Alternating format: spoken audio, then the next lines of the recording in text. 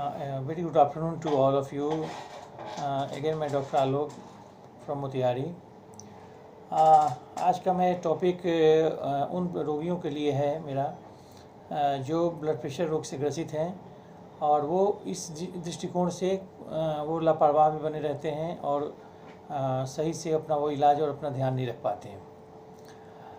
दोस्तों, बेसिकली ये मेरा जो भी वीडियो होते हैं, मेरे जितने भी ये वीडियोज़ हैं, वे केवल उन रोगियों के लिए हैं जो उस पार्टिकुलर डिजीज़ से ग्रसित रहते हैं। ये मेरा उद्देश्य वीडियो बनाने का कतई नहीं है कि मैं अपना ज्ञान किसी को दूं और अपनी विद्वता के बारे में किसी को बतलाऊं। बस मेरा यही उद्देश्य है कि मैं एक जागरूकता उस रोगियों में लाऊं जो अपने अपने रोगों को लेकर काफ़ी लापरवाह रहते हैं और अपना खुद का ध्यान नहीं देते हैं।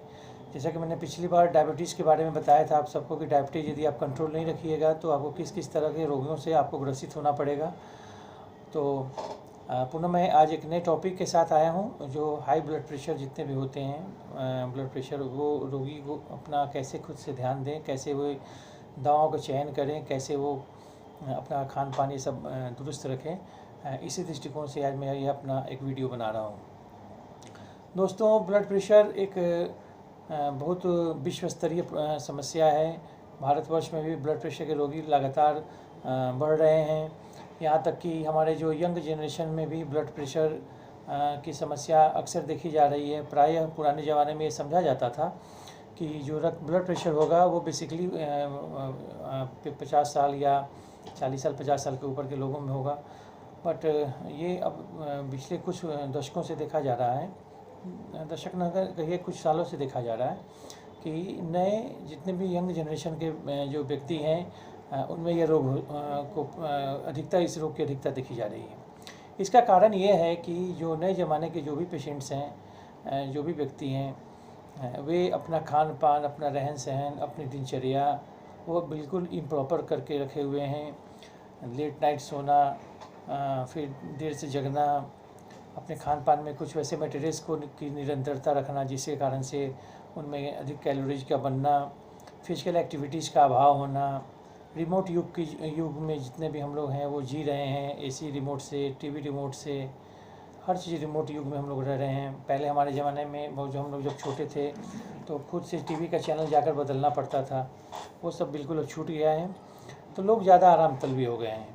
इस कारण से उनमें ये सब चीज़ अक्सर रक्तचाप, हृदय रोग आदि देखने को हम लोग को मिल रहा है। और साथ ही एक हमारे जो जीवन में एक प्रतिस्पर्धा की एक घड़ी आ गई है जिसमें हम अपने व्यवसाय, हम अपनी पढ़ाई, ये सब से हम लोग निरंतर उसमें प्रतिस्पर्धा का सामना कर रहे हैं। तो उस दृष्टिकोण से भी रक्तचाप की समस्या हम लोग को युवाओं में बेसिकली देखने को मिल रहा है। और एक माइथोलॉजिकल अगर देखा जाए तो उसमें से कहा जा सकता है कि वो अपना उनमें एक संतोष का अभाव होता है, उनमें किसी प्रकार का संतोष नहीं देखने को मिलता है। आज उनको अगर किसी चीज़ की चाह है तो वो उसे इससे दोगुनी किसी चीज़ की चाह को रखते हैं। तो ये सब चीज़ एक कारण है ब्लड प्रेशर के रोगियों की बढ़ोतरी में, खासकर युवाओं में। तो मेरा कहना है कि जब आप ब्लड प्रेशर रोग से ग्रसित हों तो उसमें आप अपना ध्यान किस किस माध्यम से रखेंगे उस पर विशेष ध्यान देने की ज़रूरत है। दोस्तों, हमारे मेडिकल में जो ब्लड प्रेशर है वो 4 कैटेगरीज में बांटा जाता है। पहला कैटेगरी को हम लोग कहते हैं एसेंशियल हाइपरटेंशन, दूसरे कैटेगरी को हम लोग कहते हैं सेकेंडरी हाइपरटेंशन, थर्ड को कहते हैं मॉडरेट हाइपरटेंशन और फोर्थ स्टेज को कहते हैं हम लोग malignant hypertension. Blood pressure basically अलग अलग देशों के लिए अलग उसका रूल्स है। बट हमारा जो WHO है वो अब 140/90 एक आइडियल स्केल तैयार किया है कि इससे अगर ऊपर के पेशेंट्स मिलते हैं तो वो हाइपरटेंशन कहलाते हैं। एसेंशियल हाइपरटेंशन में बेसिकली जो होते हैं जितने भी व्यक्ति होते हैं उनमें शुरुआती दौर में ट्रीटमेंट की और ब्लड प्रेशर दवा की शुरू करने की आवश्यकता नहीं पड़ती है। हम लोग उसके कारण को ढूंढते हैं कि किस कारण से उसका ब्लड प्रेशर बढ़ रहा है। तो उस पर कुछ कारण होते हैं कि जैसे कि आप टेंशन का जीवन जी रहे हैं, आप एंग्जाइटी से पीड़ित हैं, आप इंसोम्निया से पीड़ित हैं, अर्थात जो आपको रात में नींद नहीं आती है उससे पीड़ित हैं आप ज़्यादा फ्रिक्वेंट कॉर्टिकोस्टेरॉइड्स का यूज़ करते हैं, आप ज़्यादा अपने खाने में नमक का प्रयोग ज़्यादा करते हैं, आप अपने वज़न को निरंतर बढ़ा रहे हैं।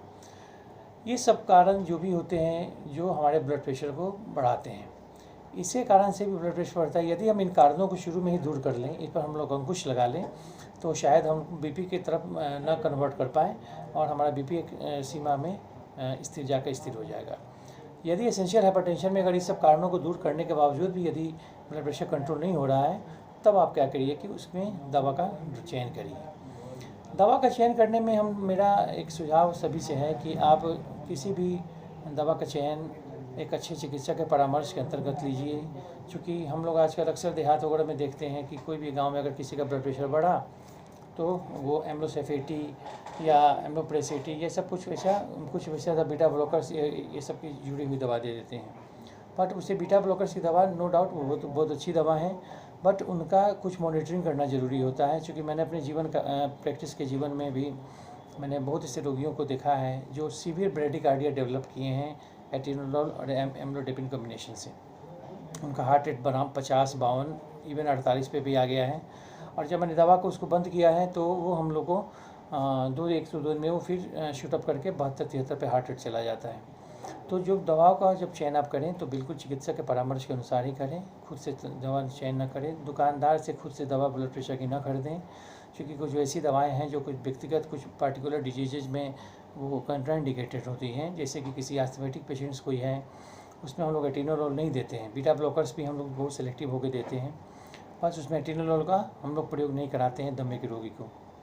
क्योंकि उसमें उसकी बुरी स्थिति क्या होती है कि वो जो हमारा श्वास नली है उसमें सिकुड़ाहट लाता है, उसमें कॉन्स्ट्रिक्शन लाता है, जिससे हमारा दम फूलना और बढ़ता है। इसके अलावा वो हार्ट रेट को हमारा कम करता है, तो उस पर भी हम लोग को ध्यान देने की ज़रूरत है। तो बीटा ब्लॉकर्स लीजिए, बट चिकित्सक के निर्देश के अनुसार और उनके अंडर गाइडेंस लीजिए। और कभी कभी किसी व्यक्ति को हम लोग देखते हैं कि पैर में बहुत ज़्यादा स्वेलिंग है, ओबेसिटी है, बहुत ज़्यादा वेट बढ़ा हुआ है, वैसे पेशेंट्स में हम लोग एम्लोडेपिन का चयन न करें। अगर हो तो कुछ वैसी दवा, कुछ वैसे कैल्शियम चैनल ब्लॉकर्स का चयन करें जो जिसके कारण से इस तरह का प्रॉब्लम देखने को न मिले।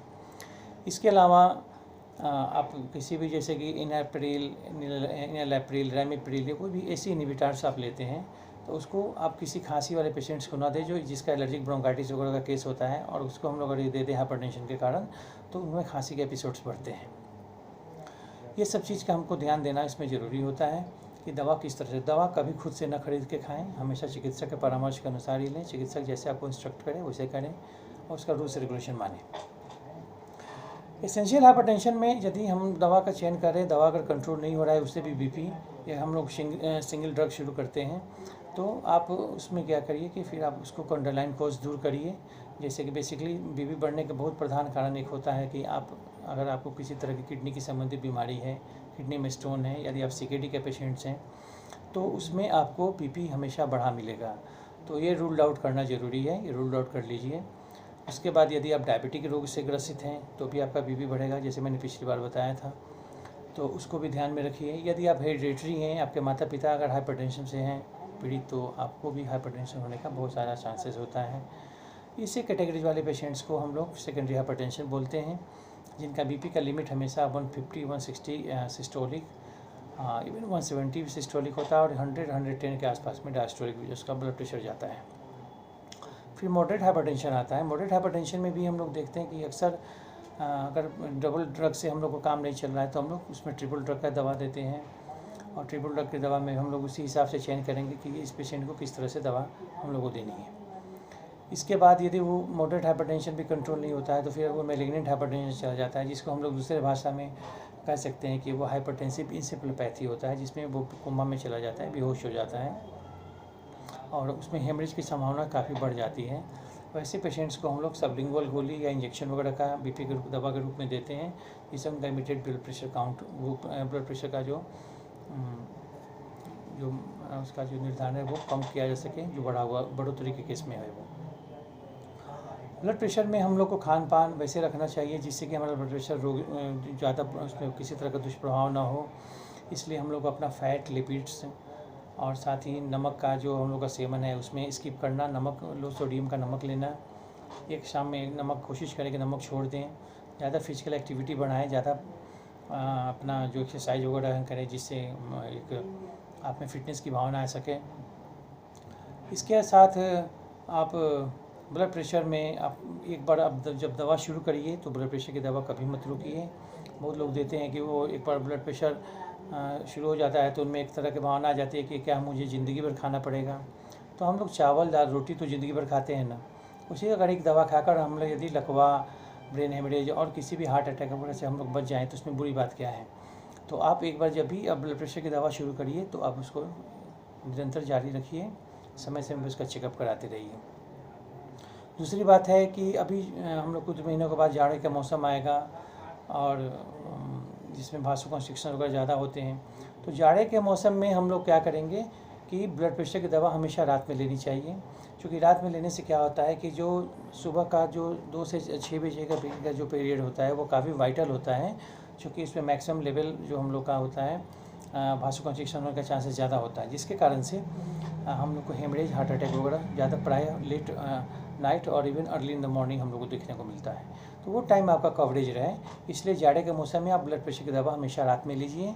और कोशिश करिए कि जब गर्मी पूरा आए या किसी तरह का आप गर्मी में ज़्यादा आप एग्जॉशन फील कर रहे हो गर्मी के मौसम में, तो आप उसको सुबह नाश्ते के साथ लीजिए। इसमें यही सब कहने के मेरा उद्देश्य था कि आप अपने ब्लड प्रेशर का कभी इग्नोर न करें। वो एक बहुत ख़तरनाक स्टेज होता है और खुद को स्वस्थ रखने के लिए आप मेरे बतलाए हुए बातों का अनुसरण करें तो शायद आपको किसी न किसी रूप में लाभ होगा और मैं भी अपने इस बात को रखने में सक्षम अपने आप को महसूस कर पाऊँगा। Thank you.